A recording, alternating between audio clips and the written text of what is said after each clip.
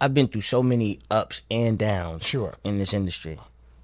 But I appreciate it now on the, 2020 is hindsight. Of course. You know what I mean? But the first time that I disappeared after I Like It, Crazy Things I Do for Love, Hardball, From the Bottom to the Top, I was programmed to say, oh, I just wanted to go to high school and have a sense of normalcy. That was my media training answer. Gotcha. The truth is Dallas Austin, Joyce Irby, and my mother clashed, and they ran my career. And Dallas Austin made a phone call to Capitol Records and said, I love this kid, but I can't work with that triangle offense anymore. We're letting Sammie go.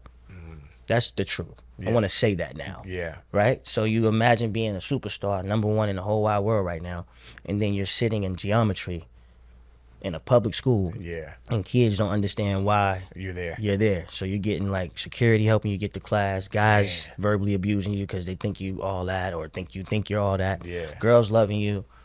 And you just back in this world of normalcy and you're furthest thing from normal. Can we talk? Can we talk? Can we talk? R&B. What's up? What's up? It's your boy Ian Vaughn, the R&B ambassador. Listen, I apologize for the interruption, but I need you guys to help us continue to grow this channel. We're doing such a fantastic job growing, bringing you amazing content from some of our favorite R&B artists and contributors. I need you to do this one little thing: like, comment, subscribe. Subscribe is key. Also, hit the notification bell. This will help us to continue to bring more and more fantastic artists to the platform. So with that said, this is a continuing conversation.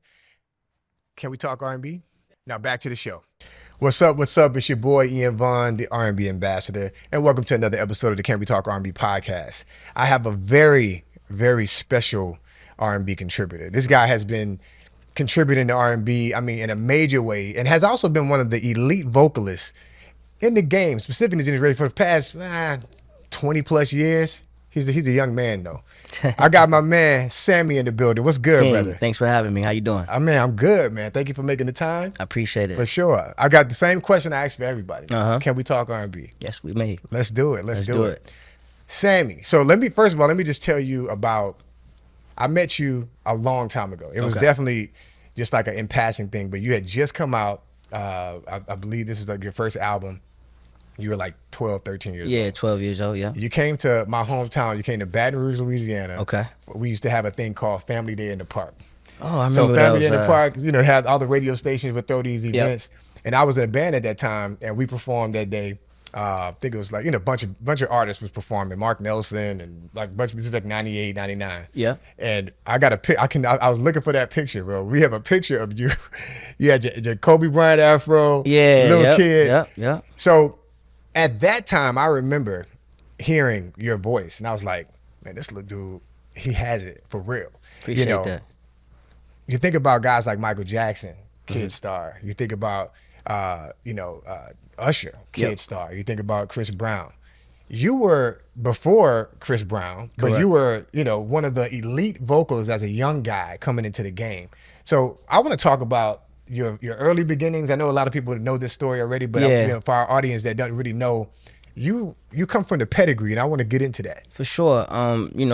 I started singing in the church first and foremost, like most of us. Yeah. I was raised in the Church of Christ, and in Church of Christ, they're like not pro instruments, so everybody just actually gets a hymn book, and you kind of like find your note and sing along. So music has always been deeply rooted in me from birth. Honestly, my mom can sing, my father can sing, my sister can sing better than me. Honestly, a lot of people don't really realize how dope she is. Wow. Is she an artist? No, she just got it. Yeah, she just has it though. Gotcha. If she wanted to do it, she could do it easily. Come on. Then I realized I was good at it by like the age of 8. Yeah. Like it was effortless. I would mimic riffs from Brian McKnight or Boyz II Men or Joe or Tank. You know what I mean? Yeah. And then I got caught singing or humming rather during a test in 2nd grade. I'll never forget. And Miss Allen, wherever you are, she changed my life, honestly. She asked me to share with the classroom. I said that, sure, I'll do it. And I sung some like Jackson 5 Christmas Carol, right? Gotcha. And they sent me to the office, and I have to sing for the principal. They called my mom, so I think I'm in trouble. And they said he's too talented to be going to a public school like this. He needs to go to a magnet school for music. So they sent me from Earleton Heights, in which I was living in Miami, Florida at the time, to Charles Drew Elementary. And that's where I really found the passion for music. Wow. And that put me in a group with these guys named Terrell and Phillip. Okay. We were called the Wonder Three. Okay. Because Wanda Williams used to be signed to Wonderland, Stevie Wonder's label. Yeah. So like stuff just started to happen, and we would do talent shows all over Miami, Florida. Come on. We did a showcase for Motown. We came in second, and I was like pissed. I was like the youngest in the group, but I took it like the worst. Took it seriously. Yeah, because you know, after school, I would really go to Wanda's crib and I just rehearse with Phillip and Terrell and find our parts and learn a Drew Hill song or a Boyz II Men song or a Stevie Wonder record. Yeah. And then we would go compete, and we auditioned for the Apollo as a group, and they called back and they said they wanted the little one, which was me. I was 10 at the time. I think Terrell and Phillip was like 15 and 16. Okay. Oh, wow. So I never was a soloist to begin with, honestly. I was in a group. Gotcha. And I asked, like, well, how would y'all feel if I went and did Apollo Kids and then they bring us back for amateur night? And it was like, you never know. It could change your life. Yeah. So me and my mom flew to New York. I did the Apollo in 1998. Steve Harvey was the host at the time. Yeah. Made it to the finals in 99. And that's how I caught my break. Joyce Irby discovered me. She was the lead singer of a group called Climax in the 70s group. Yeah. She discovered me, Lloyd, Dallas Austin, Wow. Jasper Cameron. So she has an eye for talent. Wow. So I've known them since I was like 11 years young. And she took me to Dallas Austin, and that's how Sammie was born. Man, so your story is so it's unique because I mean obviously I guess of that era we had a lot of young artists that did shows like the Apollo or they did Star Surge or stuff like that. But the fact that you got linked up through that journey, got linked up with Dallas Austin, who at that time was super, he still is. One of the most killing producers. it. Correct. So to have that start, I normally ask a guy, and I'm not sure if this is your story, you're in the business now, but at 12, 13 years old, I remember being in middle school, I was like a singer. So I'm like, I walk up to the girls, I'm having like little concerts. Right. Did you go through that? Like having, building up your R&B chops? Yeah.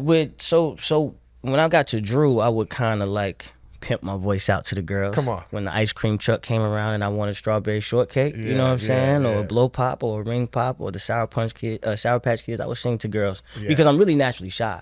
I never know how to like really approach a woman or talk to girls, but I could sing to you. Come on. You know what I mean? And then once I realized that singing was enough, that'll make you a sought after man.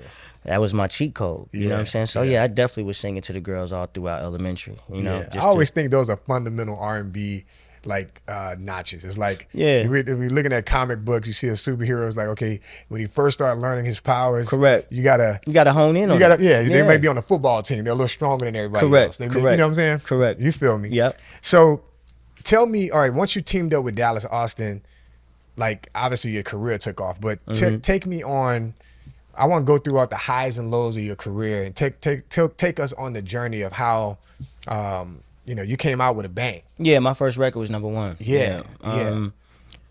That is a beautiful thing. But then that becomes, depending on your personality, and if you're an egotistic person, if you're a prideful person, now you're chasing that. And it's not, you're not gonna just drop 10 #1s back to back, you know what I mean? But I was blessed to get that out the way. I was blessed to be a pioneer of my generation. Sure. That's the word I like to use now. So when people say, when I was left off the first Millennium Tour, I was very vocal about it. But simply because it was called the Millennium Tour. You know what I'm saying? Yeah. So before Amarion, before Mario, before Chris Brown, before Trey Songz, there was Sammie. Absolutely. And that's my only thing I was trying to prove, you know what I'm saying? Or not even prove, but remind people of. That's a fact. Like, look it up. It's a real fact. That's a and fact. I was successful. And I was platinum. And I was #1. You know what I mean? That's right. But I came out the gate swinging. I like it was #1, very successful.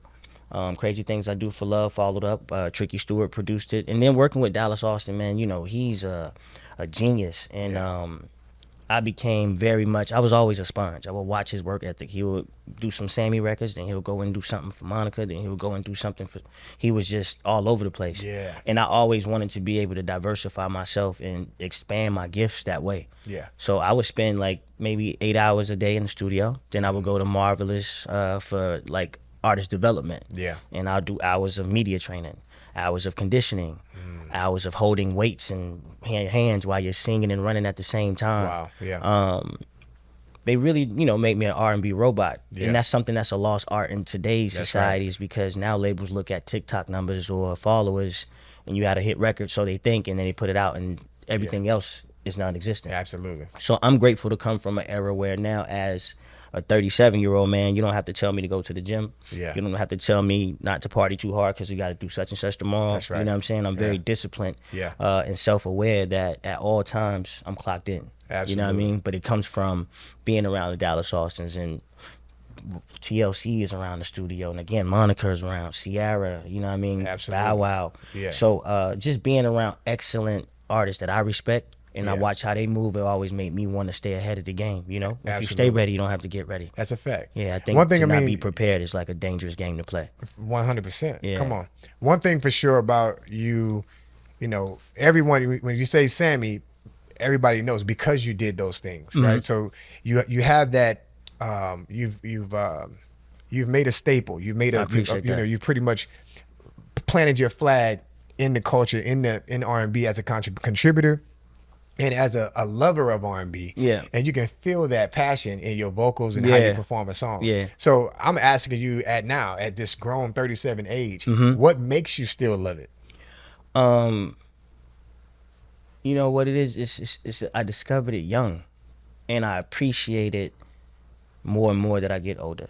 Yeah. See, when I was 12 years old, I wasn't thinking about would I still be doing this at 37. Yeah. Would I still love it? Would I still be hungry? But I'm also not chasing anything. Yeah. That's the beautiful part. I've got a few plaques. I've done every tour that's significant to my era. Yeah. I've seen the whole wide world quite a few times. Yeah. And when you really understand that it's a privilege, it's an absolute privilege to wake up every day and do music for a living. Yeah. I don't do anything else. I mean, I got some businesses now. I'm diversifying my portfolio. But of course. Ultimately, I get paid to sing and write ideas that starts in my cranium, that comes from my soul and comes from my experiences, and night in, night out, women now who grew up with me come out and sing the old songs, the new songs, the mixtape songs, and that's something for me to just be humbled by and refreshed by. So that's what it is. It's just like I'm really blessed because I would do this for free. That's right. That's just what I chose to do as a profession. Yeah. But I love music. I love that everyone speaks music. Yeah. Everybody in this room, I don't care your ethnic background, your spiritual beliefs, your political views and aspects and perspectives, there's some type of genre of music you listen to. So for God to gift me with that gift, and I've touched millions around the world, for sure, I'm humbled by it. So that's what keeps me loving it. It's amazing because you're on top of all of that, you're actually impacting people. Yeah. Right. Mm-hmm. So our assistant today, she mentioned, she's like, oh my God, Sammie's coming. I think she knew you were coming. And she said, "Oh, we did a choreography to his song Better."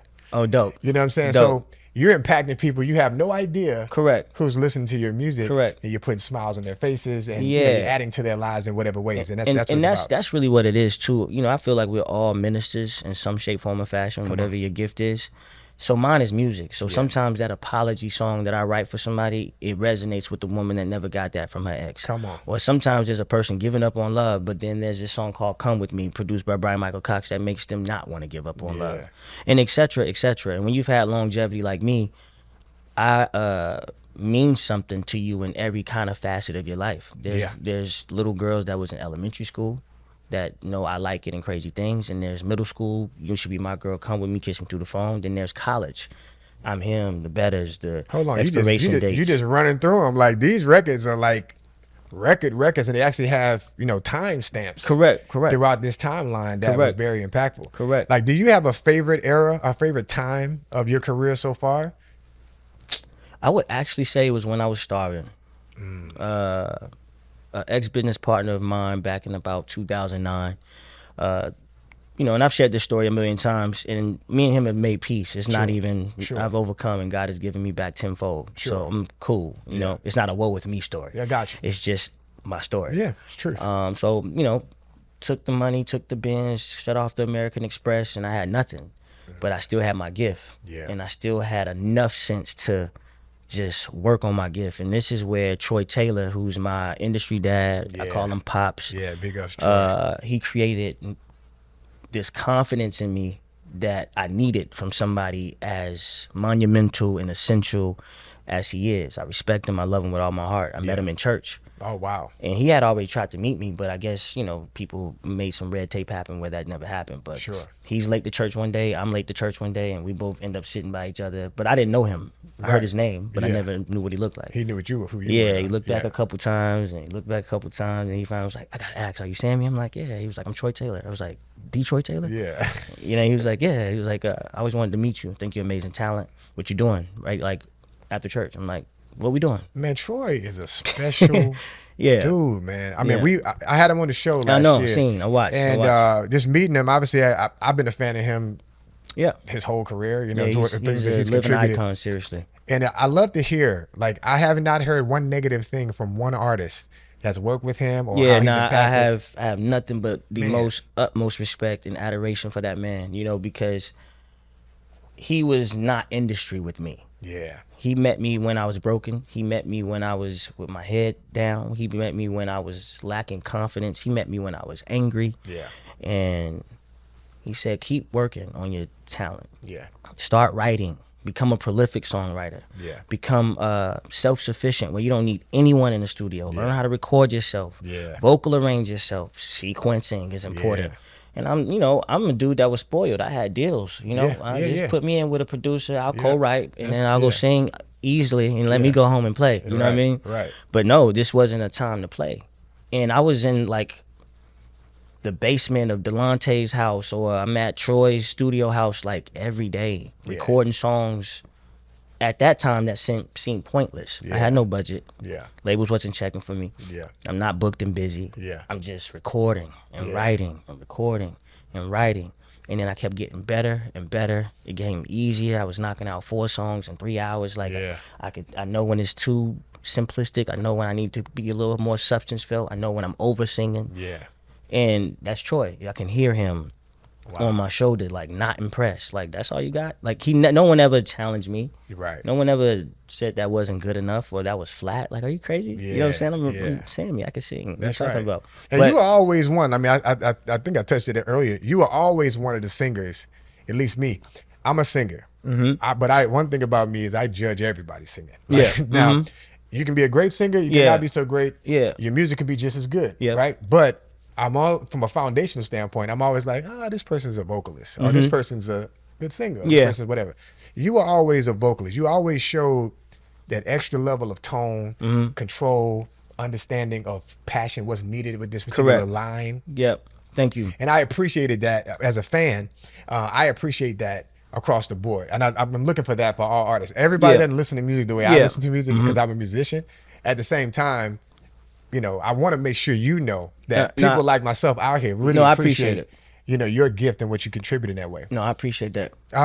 So let's move a little bit past that. So as an R&B artist who's had the tenure that you've had, you know, ups and downs throughout the industry, you've had a lot of splashes, but for some reason, and you mentioned no one was checking for you, but the fact is, people are looking for you. They're just waiting on you to give them, you know what I'm saying, what it is. So what it is when I say that, I've been through so many ups and downs in this industry. But I appreciate it now on the, 2020 years hindsight. Of course. You know what I mean? But the first time that I disappeared after I Like It, Crazy Things I Do for Love, Hardball, From the Bottom to the Top, I was programmed to say, I just wanted to go to high school and have a sense of normalcy. That was my media training answer. Gotcha. The truth is, Dallas Austin, Joyce Irby, and my mother clashed, and they ran my career. And Dallas Austin made a phone call to Capitol Records and said, I love this kid, but I can't work with that triangle offense anymore. We're letting Sammie go. That's the truth. I want to say that now. Yeah. Right? So you imagine being a superstar, #1 in the whole wide world right now, and then you're sitting in geometry in a public school. Yeah. And kids don't understand why you're there. So you're getting like security helping you get to class, guys verbally abusing you because they think you all that or think you're all that. Yeah. Girls loving you. And you just back in this world of normalcy and you're furthest thing from normal. Man, I couldn't even imagine. Yeah, high school was tricky, you know what I'm saying, for me. So I go through that stint. Then I come back and I got the Sammie album, Come With Me, You Should Be My Girl, Kiss Me Through the Phone. Yeah. But then your business partner steals everything from you because you're not watching your pockets and reading your contracts and protecting yourself because you think that that's your brother. Yeah. So then you go through 7 years of being off the scene and not being able to get these records out the way that you're accustomed to. That's what I mean when I say not checking for me. Yeah. I got lost because I was going through life. Your fans are longing for but you. they're like, where the is industry he? is the But industry is too many blockades. Correct. Understood. So that's what I mean. My fans are the most loyal fan base that you could ever dream of. For me to be 25 years, and I'm telling you my life's path. Yeah. They had 4 years when I was in high school to say, forget Sammie. That's right. Then they had 7 to say, forget Sammie. And then one day I'm singing this song called I'm Him on Instagram, and the Shade Room posted it. Come on. And I go viral. And now I got a deal, and now I'm on tour with Tank, and now I'm on my own tour, and now I got an album deal, and now I'm on the Millennium Tour, and then I'm on Vibes with Eric Bellinger, and I just been riding that wave, and I'm on Verzuz, and I'm in a group with Ray J and Bobby Valentino and Pleasure. We got to get to that. You feel what I'm saying? We got to get to that. Yeah. I would say this before we get to that. What have you learned from the R&B business or the music business that has gotten you to this place of manhood? Don't take anything personal. I'm a very passionate, sensitive, I'm in my feelings kind of guy, you know what I mean? And I'm big on respect more than anything. But in this business, it's business, and business means money. Money means currency, and money brings out true. I always tell people, it doesn't change you. It just brings out who you really are. Intentions, if you're a giver, you're going to be more charitable when you get the big check. If you're very selfish, it's going to be all about me. You know what I'm saying? If you're a materialistic thing, you're going to have all the jewels. So money don't change you. It just exposes who you really were. So I don't take anything personally, because it was people calling me little bro, you this, you talented, you handsome, the girls love you, you fire. And when it all came crashing down, those big brothers, so-called, did not reach back to me. Troy Taylor did. Always forever love him. And Tank did. Always and forever love them too. But there's other people that I know, if they really, really loved me like that, and they understood my situation, could have facilitated an opportunity. I don't want a handout. That's right. Just put me in the room, I'll sell myself. That's right. You know what I'm saying? They didn't do that. And that's what I learned now. As an adult, I don't take anything personal. Every time something bad happens to me, or something that I feel is unethical and against my moral code, I love you, but I'm going to go my separate way. Opposed to crashing out or trying to become vengeful. Nah, like, I'm going to let God handle you, and I'm going to keep shining, because no one can stop me. I don't care what y'all do at this point. Like, Sammie is going to be here as long as God says so. That's right. So that's where I'm at as an adult. I don't take it personally. And I bask in God's grace and his mercy, and I keep respecting my gift. I understand it's a gift. I don't abuse my vocals. I don't abuse the knowing of melodies and lyrics coming to me effortlessly. Like, that's a gift. So, don't take it personally, and bask in God's grace and mercy, and keep going. I've heard you mention in another interview about how important mental health is. Has that your journey with that, has that been something that's helped you get to this maturation, or to in terms of your music across the board? I have an ex-girlfriend to thank for that. She got me into therapy about 4 years ago. Seriously, like, saying all this stuff out loud now with the clarity I have, my life was never normal anyway. Never. You know what I'm saying? It's normal to me because that's all I know. That's all you know. All I know is fame, or all I know is my mistakes will be magnified because of who I am. Opposed to the guy next door, he can do something crazy and it's all good. Absolutely. So therapy is very essential, because I'm a type of man naturally to shoulder things. And I think as men, and especially black men, that's just how we're raised. We're raised to not cry. We're raised to be strong. You know, they're trying to take our masculinity away. Now, everything we say is sassy, or he talking. No, it's just my feelings. I can't express myself. You know what I'm saying? Like, it's a weird, the world is weird towards men. We can't defend ourselves. I literally posted on Facebook the other day something along the lines of, it would be dope for men to have, and it could be alone, whatever it is, but men to have some sort of place for refuge. Yeah. Just for a recharge. Yep. Because we balance so many things, specifically when you are responsible for a lot of people. Correct. You know, every man is not a real man. Correct. When you're a real man and you have all these It's responsibilities. a lot of stuff on you as soon as you wake up. As soon as you wake up. Yeah. So Correct. you're balancing people's feelings on things. You're balancing bills, all these different things, responsibilities. Yeah.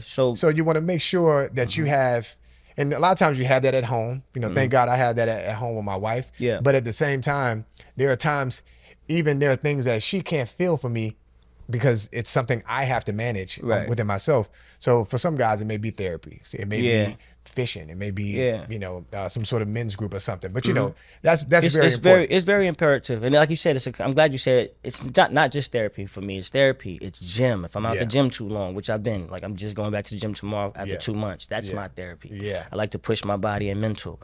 I like to journal. Absolutely. But you'll get so immersed in life that you forget to just do the little things that make you happy and keep you sane, you know what I mean, and going forward in a healthy way. Absolutely. But it's very, very essential to me to keep my mental, because thoughts become things and things provokes actions. Absolutely. You know what I'm saying? So if I'm thinking negatively, I'm going to start acting out in a negative way. That's right. But if I can think positive enough, then I can take that stride to execute the plan and the vision and start to see results. So I always preach taking breaks off social media. Yeah.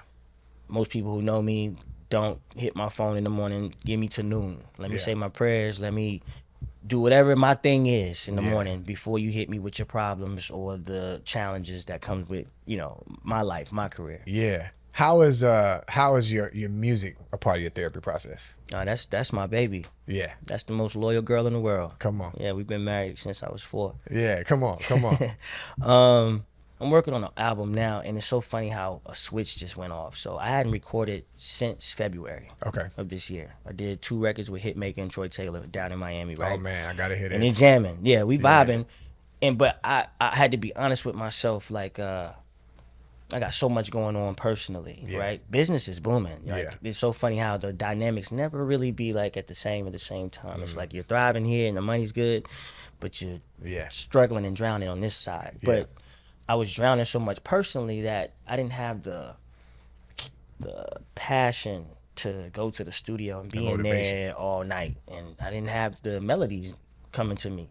But I don't call it writer's block. Yeah, it's just not your time. That portal of creation is not open. Yeah, keep living though. Yeah, and a switch will hit you, it just hit me like a month ago, and I'm writing 3-4 songs a day now. Nice. And I've lived and gone through and still going through so much in real time. That's when I create the best. Yeah. I need pressure. I need pain. Yeah. I need heartbreak. I need to be attacked. Yeah. I need my character assessed. And then I'm like, all right, I'm not going to return that energy to the persons that are attacking me.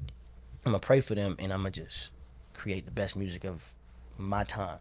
How important is it to you for it to be a hit record or just a song that means something, that you're saying something? How important is that? Yeah, I'm not, I'm the latter. It has to mean something. Yeah. My R&B music and the way I write, the way I do my harmonies, I'm singing to your spirit. Yeah. I tell people all the time, I'm here to pierce men and women, spirits. Yeah. That's a powerful thing. That's why I can perform I Like It right now, and they're gonna go crazy like it's 1999, because I pierced their spirit. Yeah. When you pierce their spirit, they're no longer just listening for a hit record. That's right. Or the TikTok trend song for the week. You know what I mean? Yeah. They care about everything you do. Yeah. They care if you're selling socks, if you're selling candles, if you got a lounge opening, if you're having a bad day. Like, that's the kind of following I want. I don't want I want like real invested supporters. Man, plus I Like It go hard. So you know what I'm saying? You know what I'm saying? But it's important to write a song of substance, because those songs are everlasting. Yeah. You know what I'm saying? Time changes, music changes. The 808s that's hard right now, 10 years ago probably not. That's right. But that song that you want to get married to, and people get married every day. Yeah. 20 years from now, where's that record? Or that breakup song, or that makeup song? I care about making anthems more than I care about making hits. Gotcha. And that could be a good thing or a bad thing, depending on how you look at it. It works for me, though. Sure. See, it's about finding that balance. If I was an artist chasing, again, the major record deals, one more made. Yeah. Then I go create the something. But now I'm feeling lifeless. Yeah. You know what I'm saying? Because that's not my forte. I don't care about numbers. Yeah. I know the business for real. I know how much money it takes to get a record to top 10. I know these playlists. Talk about it. Rigged streams. Talk about it. I know these falsified YouTube numbers that people pay for, and they don't correlate to ticket sales when these artists go and perform. Come on. I'm not going to play that game. Me, Sammie, across all digital streaming platforms from 2016 to 2024, 300 million. Those are real 300 million. Yeah. Not 500. Yeah. Not 800 billion. You know what I'm saying? Yeah. I don't get 50 million streams and listens a month. Yeah. I get a $500,000 here, $250,000 here, Yeah. $1.2 million here. Yeah. But those are real people, not bots, not paid playlisting to make me look like it's bigger than what it is. Yeah. And it correlates to my shows and my bookings. Yeah. This is why I know I can fill out these markets, because in those markets, if you check the analytics, Chicago, New Orleans, Atlanta, LA, New York, they're listening to me. You know what I mean? So when I do something there and those people show up, it's because those are the people that's really streaming my music. So I don't chase hits, because I understand it's so much other stuff that people don't see to make this thing really go. No, and I'm not in that system either. I'm an independent 90% of my time. No, absolutely. Well, that's the plus of specifically of today's market. A lot of artists are now independent, or moving or trying to go that way. Trying to get out the major deals. Trying to get out those deals, because we have a better understanding of the business. Obviously, the business has shifted and changed significantly. For sure. Even a lot of labels are now folding. There's a lot of craziness going on right now. Are there anybody, like, in terms of new artists that you're working with, or that you actually enjoy, that you feel that you may have inspired? That I've inspired? New artists? Yeah, like the new generation guys. I just met, and I'm gonna mess the name up. Is it Papa J? Papa J. Papa J. I just met Papa J in the airport.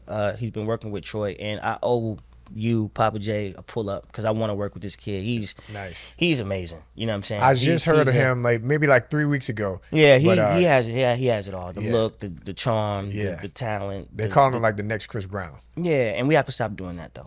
I agree. We have to stop doing that. I agree, but that's what they're calling him. No, I mean I get it. Because he's hitting backflips. I get it. I mean he's what Chris is once in a lifetime though. Yeah. You know what I mean? Yeah. And I say that because that's what I would tell Papa J if I really got to kick it with him. Absolutely. Don't let those comparisons go to your head in a negative way or a positive way. Yeah. You know what I'm saying? And although it's a compliment, stay on your square. Just be Papa J. Make that your staple. You know what I'm saying? Because comparison kills, man. You know, because we don't know if you're comparing him to Chris Brown, and let's say he doesn't sell Chris Brown records and he doesn't pierce through like Chris Brown. Yeah. Does that make him a failure? No, that just wasn't his path anyway. Absolutely. Yeah. So I'm big on I never wanted to be. I love Usher. That's my Michael Jackson. Yeah. But I never patent my style or nothing after him. I just respect him so much. Yeah. I listen to every album. I don't like going to concerts if I'm not a part of them, but I'm going to the Usher show. You know what I'm saying? I've seen him in Vegas.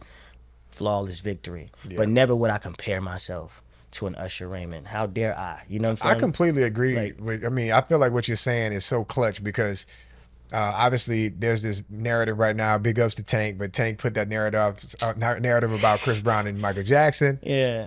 And I'm like, it's not fair to Chris. Correct. To make that comparison, because it dims his incredible greatness. Yeah. In his own orbit. Yeah, I mean, I think it's a natural thing. The problem is, to me, in music, when we do that, especially R&B, this isn't a sport. That's right.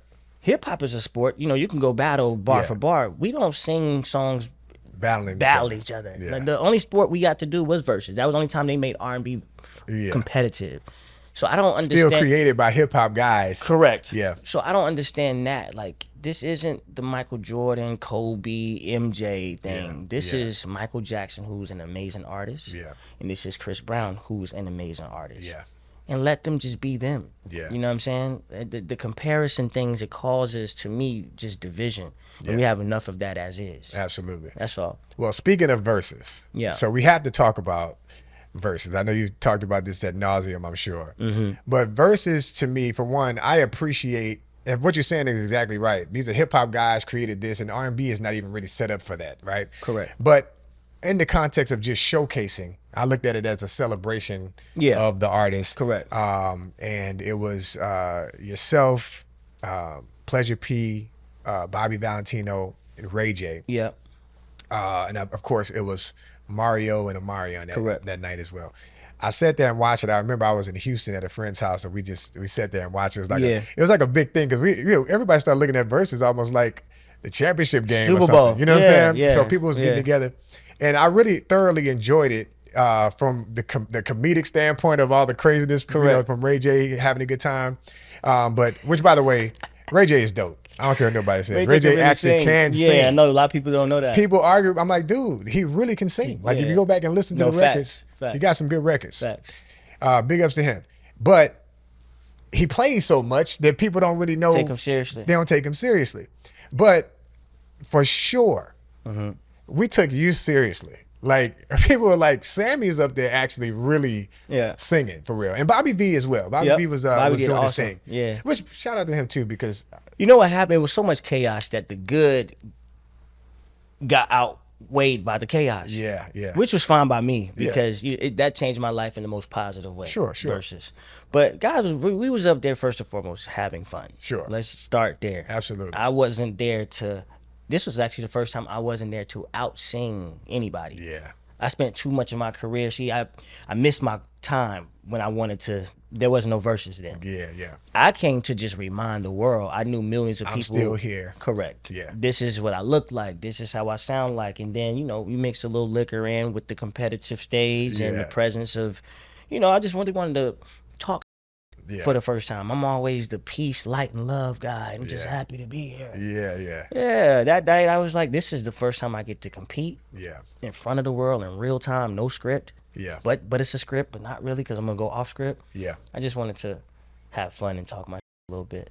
I mean, I thoroughly enjoyed it. Again, I created this platform to be another outlet for R&B artists to be spotlighted and be showcased. Yeah. And when Verzuz started including R&B artists, obviously, Babyface, Teddy Riley, they had Earth, Wind and Fire and Isley Brothers, Keith Sweat. Like, I mean, they had so many fantastic ones, and I'm hoping, I think they're bringing it back sometime soon.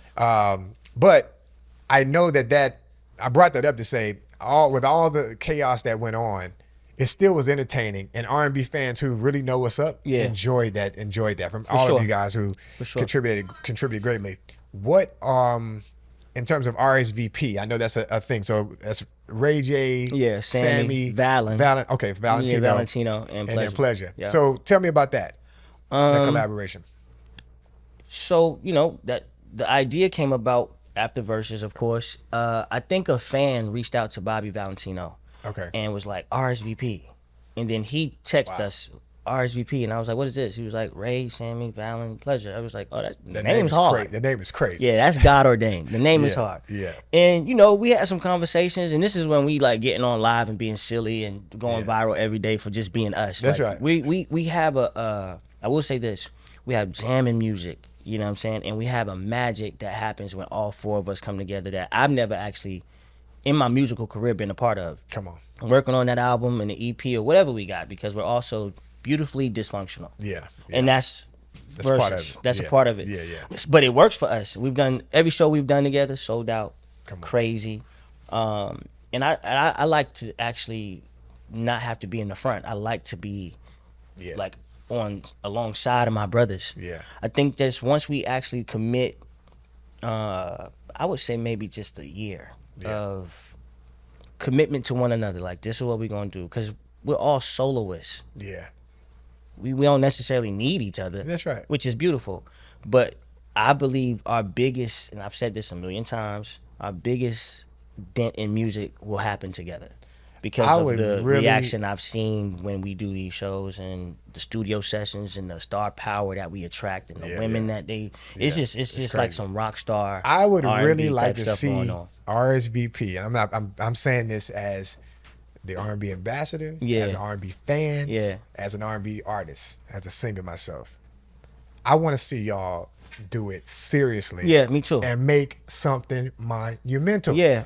TGT did it. Yep. And of course, there was dysfunction with them too. Yep. But all fantastic, amazing The artists. music, and the music that was album amazing. they put out was crazy. Yeah, And I really agree. believe. That's what I said. I said we Yeah. just if we could just do one Yeah. tour, I believe one y'all album, can do it, man. It'll be something that's life changing and world changing and great for the culture and especially R&B. You know what I mean? Absolutely. Like groups for some reason aren't deemed cool anymore. But when you talk about a TGT, I would love to see them come back. Yeah. When you talk about an RSVP, there's interest there still. So we just Absolutely. have to really come together, man, and be serious and make a commitment to one another to see it all the way through. Yeah. Because we'll start an idea and then. But and again, all of you guys are already successful solo artists in your own right. So I understand that could be busy with schedules. Yeah, and so Ray forth. J's super busy in film. Absolutely. And his Everything he's network. doing. So it's just a lot. But once we get it under wraps and some structure, I think we'll be beautiful. And Just for the contribution to R&B, bro. That's it. So in terms of are there any artists that you're listening to right now? Like just in general, just for your own personal I enjoyment? love Lucky Day. Come on. That boy right there is sharp, serious. I saw him last week. Listen. The week before in New Orleans. His voice, his energy on stage, he's remarkable. Yeah. I love Lucky Day. Big Kalani fan. Kalani's dope. There's a lot of women, of course, that I can just SZA, the Summer Walkers. Yeah. I love Seven. I love Ari Lennox. Oh yeah. There's a plethora of women that's killing the game. Killing. I'm listening to like a lot of gospel music. You know what I mean? Yeah. I think I'm just in that phase where I'm listening to a lot of Maverick City. R&B, Luke James is my guy. Luke is just Luke, crazy. now that's my favorite singer, by the way. Luke Vocalist. James is vocalist. You say that? That's my favorite. I'm proud of what he's doing on the big screen, but I need him to pick this microphone up That dude, and continue to be Luke James. You know, Yeah. Kevin Ross. Tough. You know, those are guys like. But see, even what you're saying, all extremely skillful vocalists. Correct. Passionate singers. Correct. And they're connected. Lucky's probably my favorite right now. Yeah, same. And Luke definitely has one of my favorite voices. Yeah. But he doesn't put out enough music for me. Yeah, he be chilling. Yeah. So I saw him ironically at Essence Fest. He pops out, does and he was doing like a little impromptu thing with an acoustic. And I'm sitting there like, boy, if you don't get in that studio, dog. He has a very, I got to, he could work out at one of the same gyms. He has a very introverted type spirit, though. Sure. So I could see him being the kind of guy that drops an album and then he'll go away and just be in his world, whatever that is, and then he'll come back and he's kill an it artist. again. And I'm not saying like a recording artist. He's just an artist. There you go. You know Very what I'm much saying? so. Yeah, I'm gonna give you this right now. Okay, now I'm on this. That's right. Yeah, That's right. I got you. So talking about how many female, you just mentioned all these incredible, I can't even think, my brain, I run out of, it's a whole lot of them. so many of them that's really putting out some amazing music. Why don't we see that level? And I know it's business, but maybe you can help add some ideas to that. Yeah. Or your thoughts on it. Why we see so many female artists in the R&B business putting out so much music, they're getting all the budgets, they're getting whatever, and we don't see as many from the guys these days. Perhaps love or the lack thereof is the issue. Think about it. When you had Tank, Joe, John B, LSG, Gerald Levert, Keith Sweat, like when there was just a lot of guys, R. Kelly, Usher, Tank, like you can just keep going and keep going. The content was two things for real. I love you, I love you, I love you, I love you, I want to make love to you, or I hurt you and I'm sorry. Yeah. Right? These days, women are tough, right? They're the new men. They don't need us. We ain't shit. They got their own bag. And if we gonna entertain you, you better have 10 times the bags that I got. The world has changed. It's made a shift. So who are we singing to? Who are we singing to? They don't want us standing outside with a boombox in the rain anymore. That's an interesting perspective. The millennials do. Yeah. But these young girls ain't trying to hear none of that. You know what I'm saying? They're trying to get straight to smashing. They're the aggressors. A lot of them are. Yeah. Right. So like, that's interesting. Yeah, I think that's something at least for a conversation piece needs to be analyzed because am I cool if I'm standing out in the rain tomorrow in the video? Y'all say y'all want me grabbing air until I go shoot the video in the middle of the desert with no socks on and I'm shirt flying. You know what I'm saying? Do y'all really want that back? Or y'all gonna be like, he's corny? or do you want me to just? I think it worked out. Yeah, well, I mean, listen. You gotta grab air. Grab the air again. Get on your knees. You got to. Yeah. I think one thing. To end that on a positive note, it's been so much bad music and so much trash that they do want the real back. You know what I mean? And that's why I'm glad I stay in my square, because I never deviated and just went to like the trap and B or the hip hop oriented content just to get radio play. Right. But it is put men in a tricky place, because what do we sing about to these women if we're not buying them Birkins and taking them to Turks? You know what I'm saying? Do they want to hear? I think maybe that conversation it needs to evolve if it hasn't, right? So we talk about the women are now, they're making their own money, they're doing all these different things, but a lot of women still want connection. So maybe in the writing, or maybe in some guys, the new generation specifically, need to learn how to connect the way in the new way, right? In the way that these new generation women want to be connected to. Yeah. How that is, I'm out the game. You know what I'm saying? It's a whole new animal out here. I'll figure it out. I think that may translate. You know what I'm saying? Maybe. I don't know. But I know when I listen to, or even on social media, you'll see all these kids singing Keisha Cole. Love. Yeah. I mean, that song's probably 20 years old. Yep. And these kids are 10, 15, 12, 13, and they love. Love conquers all. You know what I'm saying? We just got to get back to it. Got to get back to it. That's all. Yeah. And make it cool again. Absolutely. That's all. Yeah. So, switching gears, what's coming up next for Sammie? For the remainder of 2024, I'm booked and busy. You know what I mean? Shout out to Santi, my dog. Come on. My manager be keeping me working. You know, and I love just being in front of the people. You know, so heavily on the road, working on. Like I said, tomorrow will be my first studio session since February. Nice. I'm officially like going into album mode. I don't know when I'm gonna put it out, none of that, but I do hear it and I do feel it. So I'm excited to get the ideas out of my system. Want to get into some acting. Yeah, I've always wanted to pivot there outside of music. I'm also a lounge owner. Okay. I can't announce what it is yet, but I did buy into a franchise 2 years ago. Nice. And we're at the tail end of like decor and construction, and we'll be doing a soft grand opening on the south side of Atlanta. Fantastic. Preferably the end of next month. Fantastic. And then I have my candle line. You can go to simplynakedcandleco.com and order your Sammie candles. So mine is really like being a serial entrepreneur. Hey. I love Nip. I love Jay-Z's hustle. I love like real moguls. Yeah. I never wanted to just be Sammie the singer-songwriter. You know what I mean? And then I'm a new father too. So congratulations. First time father. I have a daughter. She'll be 10 months next month. So everything. Hold it tight, bro. Hold it tight. Yeah, my brain is always thinking about Journey. Yeah. And 18 years from now, making sure she has a head start in life that I didn't have for myself. Yeah. So everything that I'm doing, is with her at the forefront of my mind. Yeah. And then of course RSVP, man. We have a show out in LA on the 7th of September, I want to say. And then we're gonna have a huddle and a nice meeting and really get ready to hit the ground running 2025. Yeah. I mean, you got a lot going on. Congratulations to all those major wins. The businesses.